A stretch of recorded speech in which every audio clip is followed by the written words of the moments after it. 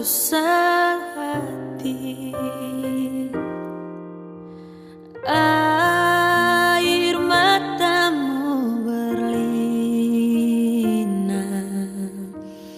Mas intanmu terkenang.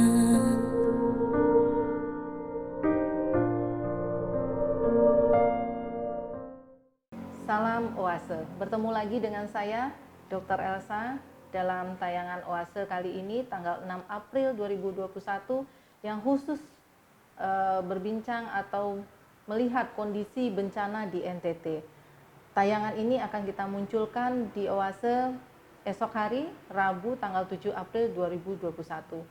Pada kesempatan pertama ini saya akan langsung menyapa sahabat Oase yang waktu itu videonya tampil di Oasepedia yang ada di Lembata, dan akan dilanjutkan dengan sahabat Oase yang ikut ngobrol tentang pendidikan kebencanaan di Oase. Selain dengan Bung Elsid dan Pak Ihsan di Lembata, saya di sini juga sudah ditemani oleh teman ngobrol yaitu Bung Agus. Salam Oase, Bung Agus. Salam Nanti Oase. kita akan mendengarkan obrolan kita atau informasi yang kita dapat dari sahabat Oase di Lembata dan di Kupang. Mungkin kita ke sana dulu sebentar, Bung Agus, sebelum kita lanjutkan dengan obrolan berikutnya. Silakan, bisa saya menghubungi sahabat Oase kita yang ada di NTT untuk kita ketahui kondisi realnya seperti apa. Terima kasih.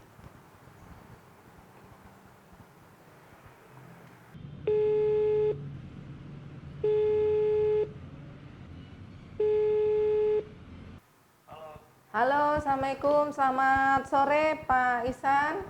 Selamat sore, Bu. Bagaimana kondisinya? Alhamdulillah sehat. Alhamdulillah ya. Ya, Saudara-saudara di sana bagaimana kondisinya, Pak Ihsan?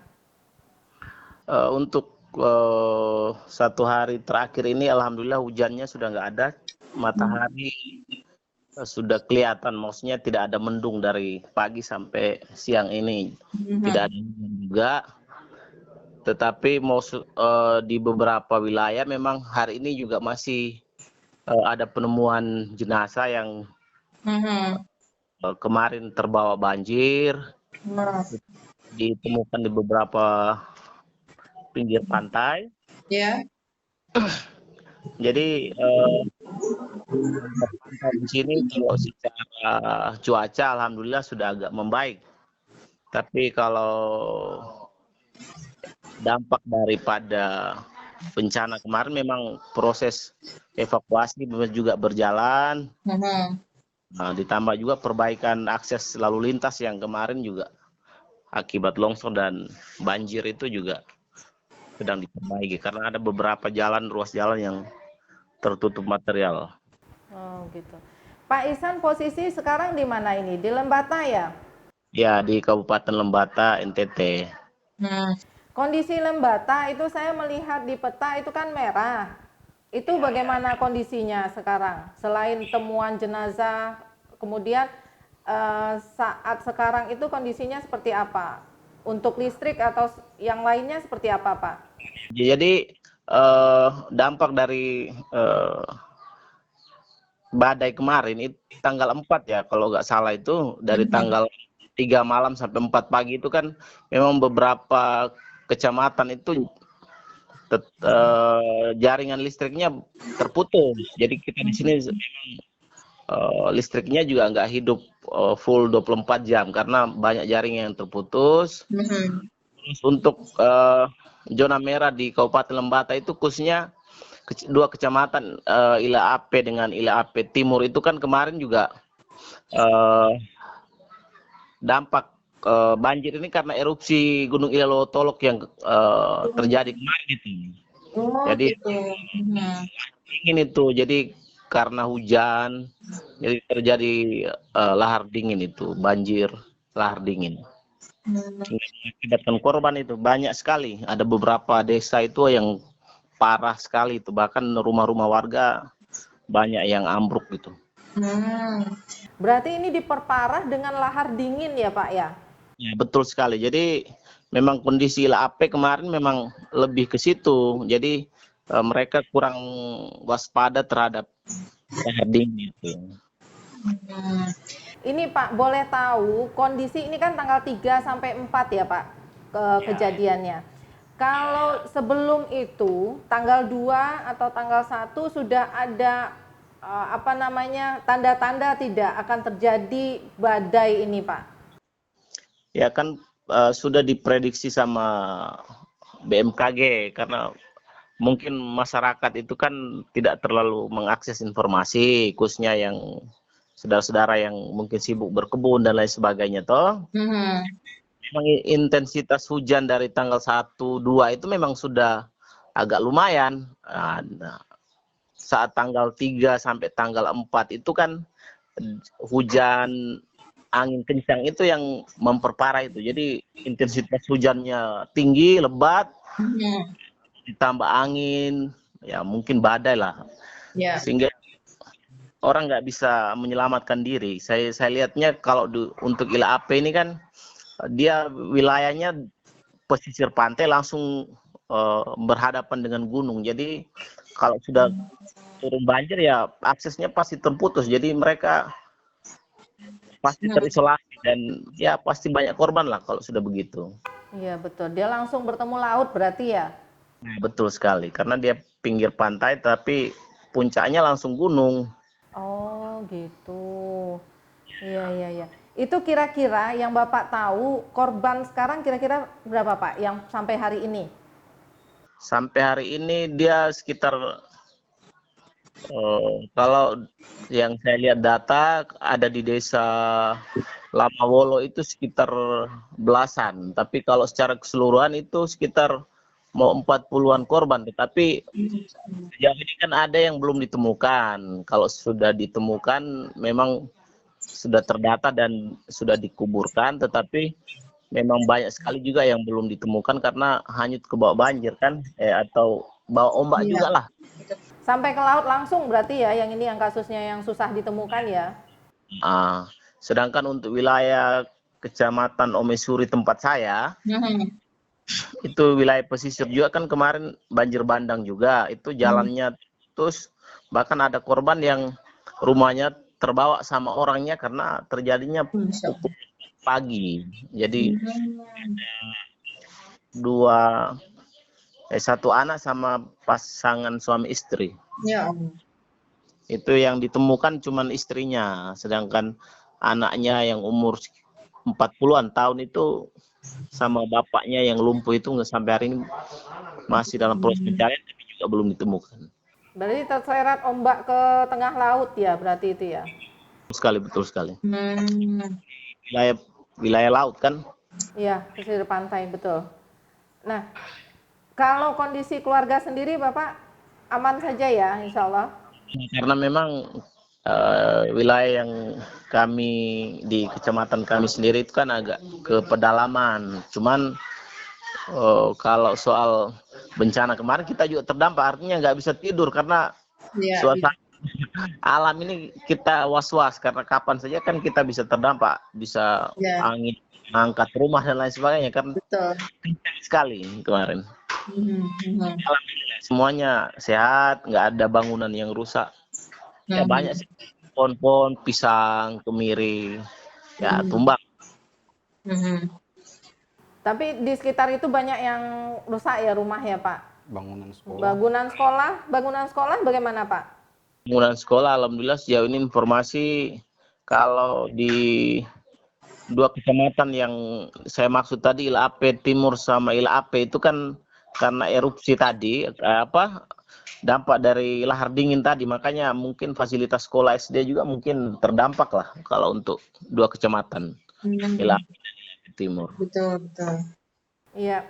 Baik Pak, mungkin itu yang ingin saya ketahui dari Bapak, kondisi bagaimana saudara-saudara kita yang ada di NTT juga termasuk bagaimana kondisi saat sekarang. Mudah-mudahan tidak lagi hujan ya Pak ya, tidak lagi terjadi badai seperti itu. Dan saya berharap saudara-saudara kita yang di NTT tetap kuat, tetap semangat walaupun dalam kondisi yang mengalami bencana. Mungkin saya ini ada sahabat atau teman ngobrol saya saat sekarang yang akan ngobrol juga dengan Bapak. Siap. Silakan Pak. Silakan Selamat sore Bapak. Selamat sore Pak. Dengan Pak Agus ini. Kita ingin bertanya sampai sejauh ini pemerintah pusat sudah turun belum Pak ke daerah Bapak? Kebetulan saya ini kan beda kecamatan. Kemarin hari raya Pasca, terus kemarin sempat mau ke kota kabupaten, tapi akses jalan yang menuju ke sana juga masih terlongsor. Jadi dalam 2-3 hari ini kan belum juga dibersihkan, sehingga saya masih di kampung nih, di kecamatan yang berbeda. Tetapi sejauh komunikasi informasi yang saya terima, kemarin sempat Pak Bupati sudah diwawancarai, juga meminta kepada Pemda NTT untuk bisa memberikan bantuan. Mungkin juga pasti institusinya pasti memohon bantuan dari pemerintah pusat. Iya. Akses jalan itu banyak yang terputus ya Pak ya? Ya, khusus untuk karena Lembata ini kan walaupun kecil tapi ruas jalannya ini kan berbelok-belok nih, tanjakan dan lain sebagainya, sehingga jarak ke kotanya 2 jam. Cuman kalau musim agak ekstrim seperti ini biasanya aksesnya tertutup. Nah, untuk untuk saudara-saudara kita yang tertimpa kemalangan di lokasi-lokasi itu sudah ada posko penanggulangan bencana, dan bagaimana terkait distribusi bantuan Bapak? Ya, sejauh yang saya terima informasi dari kawan-kawan di lapangan, ada posko baik dari pemerintah daerah maupun organisasi LSM, relawan yang ada di daerah, itu sudah menyalurkan bantuannya. Karena terkait dengan kondisi yang ada di lapangan, memang semua lebih banyak masyarakat yang dievakuasi di posko-posko pengungsian, kehilangan tempat tinggal. Begitu Bapak. Ya. Baik, terima kasih Bapak.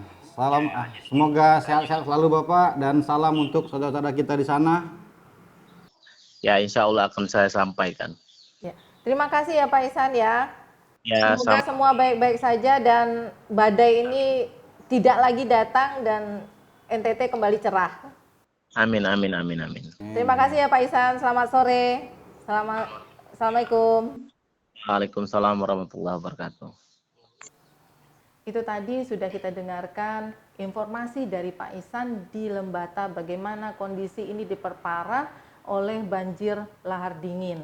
Nah, berikut akan kita dengarkan informasi dari sahabat Oase yang ada di Kupang, sekaligus sahabat ini sudah membangun posko bencana di NTT.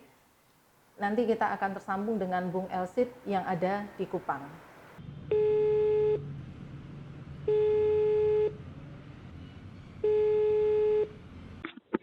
Halo, selamat sore Bung Elsit. Selamat sore Mbak Elsa. Aduh, gimana kondisinya di sana? Ya, di Kupang sendiri ini status Kupang ini masih dalam proses pemulihan. Ya. Ini kan luas wilayah bencana akibat siklon Seroja ini kan cukup luas. Kupang, Timor Barat, bahkan juga sampai di Dili ya, negara lainnya, Timor Leste. Ya. Kemudian juga pulau-pulau itu dari Rote, Sabu, kemudian Sumba Timur, sebagian Sumba Timur ya. Kemudian Alor, Pantar, kemudian Ilia Ape, itu pulau semua nih, gugusan pulau ini. Kemudian Adonara, kemudian Larantuka dan sebagian Sika ya, itu di Flores itu. Kemudian yang mungkin saudara-saudara kita di Bima itu juga terkena dampak ya. Sampai ke NTT sampai NTB ya. Nah, tapi saya kurang paham soalnya yang di Bima ya. Tapi ada kabar bahwa itu juga cukup berdampak bencana. Tapi untuk yang paling mematikan itu ada di beberapa wilayah, misalnya yang sampai korban jiwa yang cukup besar itu akibat banjir bandang di Wewerang itu di Pulau Adonara. Kemudian akibat banjir lahar dingin itu di Ila Ape. Di ini Lembata ya? Ya, di Pantar juga begitu, di Kalabahi, di Alor ya, di Kabupaten Alor juga itu korban tertimbun juga. Ini baru keluar Mbak, jadi itu baru muncul karena akses kan sebelumnya kan sulit, listrik juga padam kan. Betul. Kemudian di daerah Kabupaten Kupang, daerah Amanasi juga orang tertimbun itu juga ada. Itu sekarang baru update, jadi BPBD juga sementara memperbarui data-datanya. Jadi dalam mungkin 1-2 hari ini baru kita bisa lihat skala bencana yang luar biasa ini. Betul. Ini boleh cerita sedikit enggak, Bung? Bagaimana awal kejadian siklon tropis Roja ini di NTT, terutama ya di daerah yang Bung ketahui gitu. Ya, kalau dari kepala BMKG Ibu Dwi Kora ya, lihat bahwa ini katakan siklon yang ke-10 ya kalau di Detikcom itu kalau tidak keliru.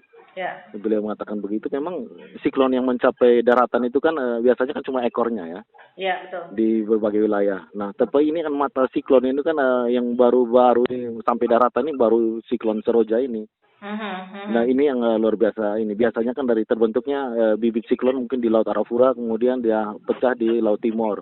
Wah, ini kan dia terbentuknya malah di Laut Timur dan kemudian menyebar ke sini kan. Kemudian terus menyebar ke Rote, Sabu, kemudian sedikit Sumba Timur baru mengarah ke Lautan Hindia. Ini dalam beberapa hari terakhir nih. Nah, itu yang memang kita sendiri kan memang tidak siap dengan konteks bencana siklon ini karena yang pertama itu di tingkat kekuatan bangunan. Kalau yang paling sering, kalau kerusakan paling banyak kalau dilihat dari foto udara nanti, kalau yang sudah ada maupun observasi langsung itu adalah atapnya yang rusak, Mbak.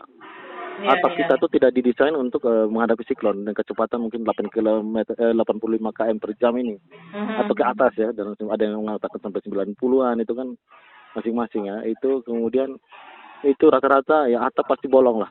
Iya, betul. Dan bahkan yang sebagian yang tidak kuat ya langsung rubuh kan, itu cukup banyak.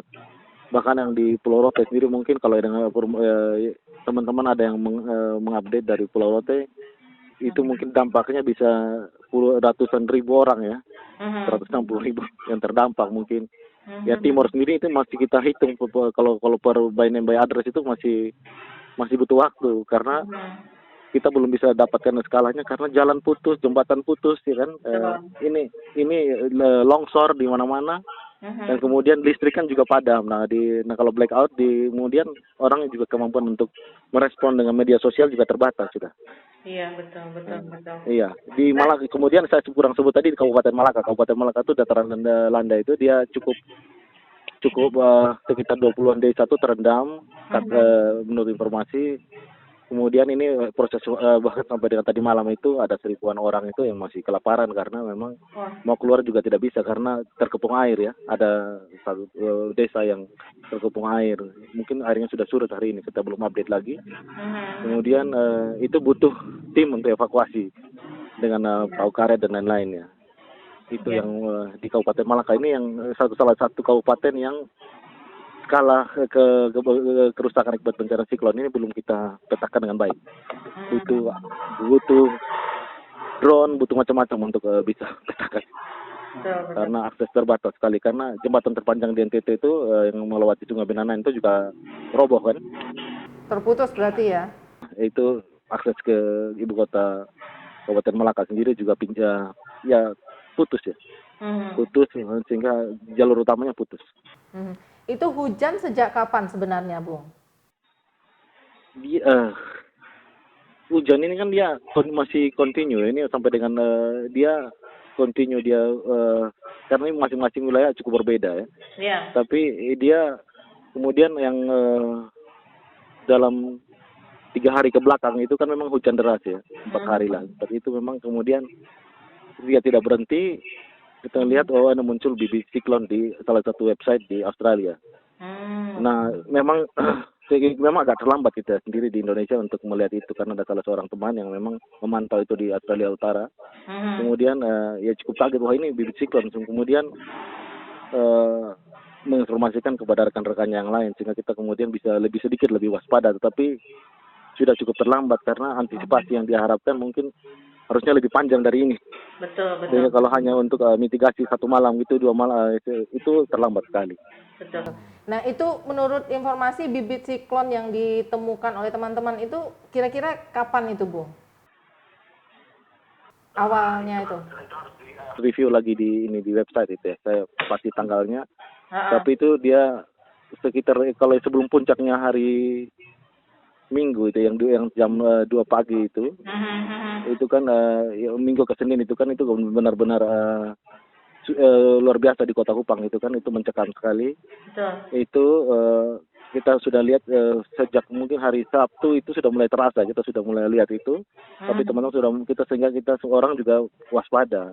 Tetapi itu orang kan Kupang kemudian fatalitiesnya kasus kematiannya kan agak kurang ya dibandingkan dengan Adonara maupun dengan Ila Ape maupun Pantar, karena peta visual dengan website itu kan hanya sebatas di wilayah Kabupaten Kota Kupang, Kabupaten Kupang, Rote. Itu kan yang memang masih berbasis webnya orang Australia itu kan. Betul. Nah ekor sejauh mana radius ekor dari siklon itu sampai di Adonara maupun Ila Ape maupun Pantar itu kan memang basis data visualnya itu tidak dikeluarkan oleh pemerintah Australia karena memang tidak ada kewajiban tuh. Nah, kita harus punya di data visual semacam itu. Oke. Ada yang mau ditanyakan enggak, Bung Agus? Ini kebetulan ada Bung Agus di sini, Bung Esit. Silakan. Bung, kondisi hari ini apa yang dibutuhkan yang kira-kira bisa kemudian menjadi apa yang disalurkan bantuan-bantuan untuk teman-teman di sana, Bung? Ya ini memang butuh pemetaan cepat karena 3 kali 24 jam ini kami berharap bahwa pemulihan di sektor-sektor lifeline ini memang jalur hidup ya kami sebutnya itu bisa dipulihkan. Pertama dari kelistrikan, kemudian akses infrastruktur untuk pemasukan logistik dan evakuasi. Kemudian rumah sakit itu tolong didukung karena memang juga kemarin itu ada ketua Persi NTT Dokter Yudi Kota itu mengeluhkan tentang keterbatasan solar karena SPBU kan juga terdampak ya. Jadi mungkin ada 2 di Kota Kupang, mungkin yang 2 SPBU yang masih baru aktif. Kemarin cuma 1, hari ini 2. Kita butuh pemulihan lebih segera di pemasukan BBM sehingga ini bisa sementara pasokan listrik belum full, masih di angka 7%. Itu kita bisa meminta supaya ya orang bisa beli BBM untuk isi genset lah atau apapun itu yang untuk bisa moda transportasi maupun yang lain. Kemudian kita butuh untuk peta kerusakan infrastruktur, pasti jalan putus, jalan retak, jembatan putus, jembatan retak ini kan hampir di seluruh wilayah sudah nih. Dan pergeseran tanah di tanah-tanah labil ini kan cukup banyak di jalur-jalur jalan negara antara Kupang dan Dili itu terjadi. Padahal itu kan jalan-jalan negara ya. Jadi kalau akses logistik kita harus pertimbangkan bagaimana mengangkut segera. Kemudian yang memang kondisi di kamp pengungsian di posko itu perlu diperhatikan. Orang tua dan anak kiranya mereka punya sandang dan pangan itu terperhatikan karena ya kebanyakan cuma mengungsi dengan baju di badan karena early warning sistemnya kan juga sangat singkat, Bung. Jadi menjelang itu, jadi kita tuh konversinya dari pusat itu hanya beberapa jam menjelang puncak siklon. Nah itu cukup terlambat sebenarnya. Kita berharap bahwa ini pembelajaran bagi kita bahwa siklon Soroja ini bisa capai daratan itu kan sesuatu juga. Kita juga harus belajar bahwa ini mitigasi bencana di kemudian hari untuk tipe siklon ini, bencana tipe siklon ini bisa lebih baik. Betul. Ya kami juga berharap ini kan ada sistem klaster, Bung. Kalau dalam bencana itu ada sistem klaster. Iya benar. Kita berharap ini segera saja difasilitasi oleh kalau pemerintah daerahnya lambat, ya harus ada kerjasama. Jangan menunggu lagi bahwa ini kan pemerintah daerah ini kita ini belajar mulai dari Aceh, mau belajar dari Banten, Pandeglang itu mau belajar dari Lombok, mau belajar Sulawesi Tengah, Mamuju, dan Kupang nih kan. Nah, kita tidak bisa begitu belajar terus. Ini harus ada sesuatu yang makanya katakan super body yang kebetulan harus ngambil alih dalam tempo yang singkat ini untuk mengatur sebentar, kemudian kalau mau dilepaskan ke daerah silakan, tetapi platform itu sudah harus jelas di tingkat pembagian klaster maupun mode intervensi di 3 kali 24 jam ini. Tidak bisa dilepas bahwa ini daerah bisa, tidak bisa, ini kan bahwa wewenang otoritas itu tidak bisa dipisahkan dengan nasib masyarakat yang ada di bawah. Itu pembagian wewenang dengan tanggung jawab negara terhadap rakyat itu dua hal yang berbeda. Dan substansinya adalah rakyatnya harus dilindungi. Nah, ketika tidak dilindungi harus ada sesuatu yang menjawab penderitaan rakyat. Menurut saya itu harus tegak di sebelah situ. Oke, Bung. Bung, kita minta izin nanti. Di nasional atau provinsi atau bahkan kota kabupaten status kebencanaan ya. Itu kan administratif. Iya. Ya, Bung, kita minta izin nanti kita cantumkan posko di Kupang ya untuk donasi dan lain-lain ya. Iya, silakan Bung Agus, terima kasih banyak untuk rekan kami. Kami terima kasih karena terutama yang kena ini kan daerah aliran sungai, pantai, ya inilah. Kita tidak membayangkan separah ini memang seumur-umur hidup ini baru terjadi sedahsyat ini. Betul. Ya Bung, terima kasih ya Bung atas informasinya. Saya dan juga mungkin sahabat-sahabat OASE lain berharap dan berdoa semoga saudara-saudara kita di sana tetap kuat, tetap tabah, dan NTT kembali cerah. Demikian ya Bung. Terima kasih banyak ya Bung. Selamat. Dia juga. Ya, selamat sore Bung. Ya, selamat sore. Sore Bu. Itu tadi Bung Agus, kita sudah mendengarkan apa yang disampaikan oleh Pak Ihsan, apa yang disampaikan Bung Elsit, kondisi real yang terjadi di Lembata, juga di Kupang. Ini kan 2 daerah baru ya, belum daerah yang lain seperti yang disampaikan Pak Ihsan dan Bung Elsit tadi. Ini bagaimana menurut Bung Agus?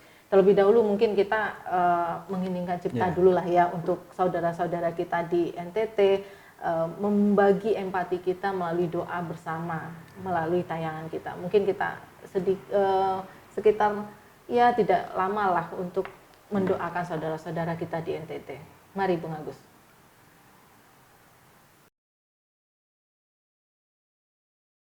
Bagaimana Bung Agus tanggapannya tentang ya saya sendiri mendengarkannya tidak tahu apa yang ingin disampaikan seperti itu.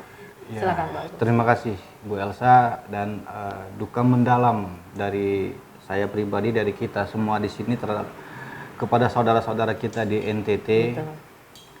Kita tidak bisa membayangkan dalam kondisi pandemi, kesulitan ekonomi, bencana datang. Dan saya pikir ini saatnya ketika kita berbicara tentang Indonesia, tentang nation, tentang bangsa, ini saatnya kita menunjukkan lewat tidak hanya empati, tapi aksi nyata, solidaritas, kesetiakawanan sosial kita bangun. Apa yang bisa kita lakukan? Saya pikir sangat mungkin kita lakukan, sahabat-sahabat OASE di berbagai tempat. Juga jaringan Arah Indonesia, jaringan Persada yang ada di berbagai tempat untuk ini saatnya kita menggalang solidaritas, kesetiakawanan sosial. Nanti kita bisa menyalurkan bantuannya melalui Bung Elsit yang sudah membangun posko bencana. Nanti kita tayangkan alamat posko Bung Elsit yang ada di sana seperti itu. Nah, saya ingin bicara lagi terkait seperti ini. Saya pikir kita kehilangan dari NTT ini. Kita bukan hanya ini bencana yang besar, kita dirundung kemalangan, kesedihan. Juga dari NTT hari ini dua guru dua guru bangsa, satu adalah guru pemikiran Bapak Daniel Dakide, seorang pencerah dalam tradisi ilmu pengetahuan, ilmu sosial, dan kedua guru kebudayaan, seorang penyair Umbuladu Paranggi dari Sumba, NTT juga, yang pertama tadi Daniel Dakide dari Flores. Dan ini seperti melengkapi kesedihan kita sebagai bangsa dan juga pertanyaan kita, mengapa setiap bencana terjadi sebagai bangsa kita, sebagai bangsa yang besar, kita selalu mengatakan bahwa kita ada bangsa yang besar, tapi terlambat mengantisipasi bencana, sehingganya setelah korban berjatuhan, rakyat kita kemudian kehilangan rumah, kehilangan masa depan, kehilangan generasi-generasi baru kita baru sadar. Saya pikir negara punya struktur, punya kekuasaan, punya infrastruktur untuk mengantisipasi, untuk mengetahui bencana ini. Bahwa ini bukan gempa. Ini bisa diprediksi. Malah justru kita dengarkan tadi dari Bung Elsit, yang tahu pertama justru dari Australia, dari apa ya infrastruktur yang mereka miliki, bahwa bibitnya itu sudah ada gitu loh. Benar sekali. Sebelum kejadian. Benar Nah, sekali. dan yang diinformasikan ke masyarakat seperti yang diinformasikan oleh Bung Elsie tadi, 1 hari sebelum kejadian, ini kan sangat terlambat seperti itu. Ya, dan informasi yang diberikan di masyarakat itu hanyalah kadang melalui website. Betul. Siapa yang bisa mengakses Apalagi website? kita tahu tidak semua Tidak masyarakat semua. kita terjangkau internet seperti itu. Nah, seharusnya seperti BMKG itu menggunakan infrastruktur peranata sosial yang ada. Ketika ada informasi bencana, sampaikan ke bupati, bupati sampaikan ke kepala-kepala desa, kepala desa sampaikan ke kepala dusun, sampaikan ke tokoh-tokoh masyarakat. Iya. Percuma semua pejabat itu memiliki HP. Ketika informasi penting tidak bisa segera disosialisasikan. Betul. Nah, ini hal yang membuat kita selalu terlambat. Terus ketika bencana terjadi, kita juga terlambat. Mohon maaf, kita sudah berteriak-teriak kemarin di hari Minggu itu ya, kita berteriak kemana negara, ya kan? Ironikal sekali ketika bencana terjadi, ketika rakyat kita di NTT, termasuk juga di NTB, ya kan? Justru yang viral meregang nyawa. Ya. Pada waktu sama negara menggunakan uang negara malah memposting pernikahan yang di hari presiden, pernikahan seorang YouTuber terkenal. Ini empati, tolong dong. Kalau kita bicara, saya kadang sangat emosi, tapi oke lah, ini sudah menjadi semacam apa? Ya, saya kan tidak tahu, tapi selalu kita melakukan kesalahan-kesalahan yang sama, mengulang kesalahan-kesalahan yang sama. Tapi mungkin yang perlu kita pikirkan, yang perlu kita renungkan ke depan, kita kembali kepada apa yang pernah Ibu Elsa angkat ya tentang pendidikan kebencanaan. Betul. Mohon segera dipikirkan. Kemudian mungkin ini Bung, desentralisasi pendidikan kita yang seperti kita juga kaji waktu itu. Karena apa? Karena wilayah kita ini beda wilayah, beda potensi dan beda kasus kebencanaan yang akan terjadi seperti itu. Nah, ketika itu diseragamkan, masyarakat kita luput untuk tanggap cepat seperti itu. Nah, ketika itu dimunculkan, kita punya kesadaran, kita punya pengetahuan lokal, seperti mungkin sedikit saya cerita, bagaimana kita pernah mengkaji tentang masyarakat maritim yang ada di Sulawesi Selatan, itu masyarakat Mandar, sudah tahu arus laut, sudah tahu kemudian akan terjadi badai, dengan cara apa? Hanya mencelup tangan ke air laut. Dia sudah tahu, dari apa? Dari panas laut. Nah, pengetahuan ini yang hilang dari ini generasi kita gitu loh. Nah, ini mungkin selain tadi yang Bung sampaikan, juga saya berharap ada otonomisasi dalam persekolahan kita, dalam pendidikan kita, bahwa kurikulum jangan dibuat jadi satu, karena kita punya potensi yang berbeda seperti itu. Bisa saja kita mulai dari upaya desentralisasi itu dari mulai membangun kurikulum kebencanaan yang terdesentralistik dengan membaca peta bencana setiap wilayah itu tidak sama. Aceh dengan potensi gempa, Sumatera dengan potensi gempanya.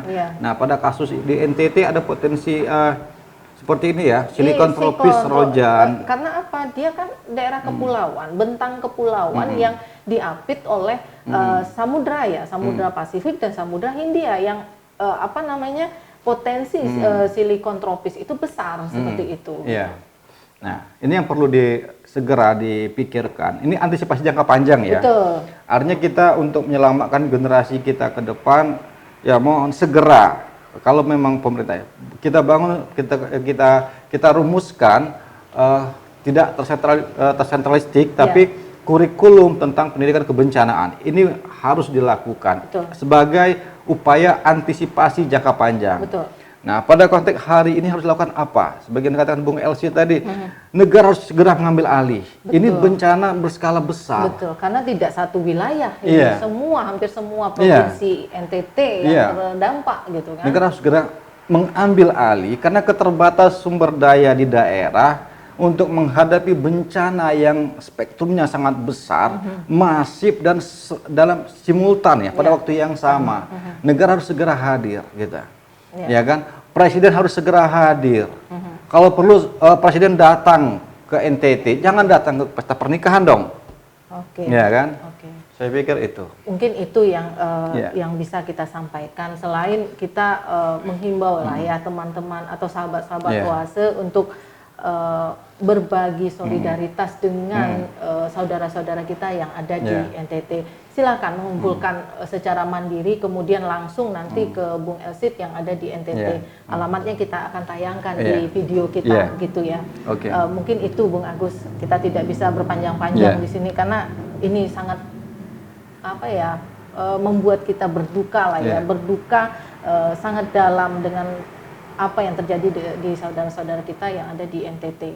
Terima kasih Bung Agus sudah hadir di Oase untuk ngobrol tentang kondisi di NTT. Tidak lupa saya sampaikan, mari kita pray for NTT. Kita berbagi solidaritas terhadap saudara-saudara kita di NTT. Saya menghimbau sahabat-sahabat Oase, silakan secara mandiri atau bagaimanapun caranya untuk menyampaikan atau untuk berbagi solidaritas dengan saudara-saudara yang ada di NTT. Demikian dari saya, terima kasih. Salam Oase.